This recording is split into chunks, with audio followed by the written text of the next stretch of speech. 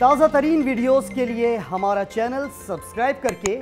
Bell icon press کریں تاکہ آپ کو ملے ہر اپڈیٹ سب سے پہلے۔ اس وقت کے چیف منسٹر صاحبان سے کہ شہید محترمہ بے نظیر بھٹو کے قاتل کیوں بے نقاب نہیں کیے گئے۔ آج میں سوال پوچھتا ہوں، بلاول صاحب آپ نے آج بڑے سافٹ دھیمے لہجے میں بات کی ہے، تو میں پوچھنا چاہتا ہوں کہ آج آپ کو بتانا چاہیے، اگر آپ کو خیال نہیں آیا، آپ کو کسی نے احساس نہیں دلایا، تو محترمہ جتنی آپ کے لیے پیاری تھیں، آپ کی پارٹی کے لیے اتنی ہمارے لیے بھی۔ آپ کا تو ماں کا رشتہ ہے، وہ تو الگ ہی رشتہ، عظیم رشتہ ہوتا ہے۔ میں پوچھنا چاہتا ہوں، اپنی ماں کے قاتلوں کو آپ اس وقت بے نقاب، اصلی قاتلوں کو بے نقاب نہیں کر پائے جس وقت صدر پاکستان آپ کا تھا، وزیر اعظم آپ کا تھا، وزیر اعلیٰ سندھ میں آپ کے تھے۔ اس کا مطلب ہے کہ آپ کے اندر یا تو آپ بے نقاب کرنا نہیں چاہتے تھے،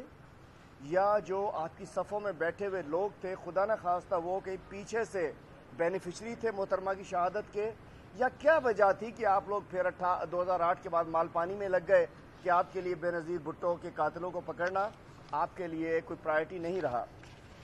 اور آج بلاول صاحب نے جب تقریر کی تو مجھے افسوس ہو رہا ہے کہ کاش آج آپ معافی مانگتے اپنی والدہ سے، ان کے چاہنے والوں کی آپ قدر نہیں کر سکے۔ آج آپ کو معافی مانگنی چاہیے تھی بلاول صاحب، آج کے دن آپ کو کان پکڑ کے معافی مانگنی چاہیے تھی کہ آپ نے شہید محترمہ بے نظیر بھٹو کے ووٹرز کو، آئی ول سٹارٹ فرام لاڑکانہ، کہ لاڑکانہ کے ووٹرز کو آپ نے ایڈز لگا دی۔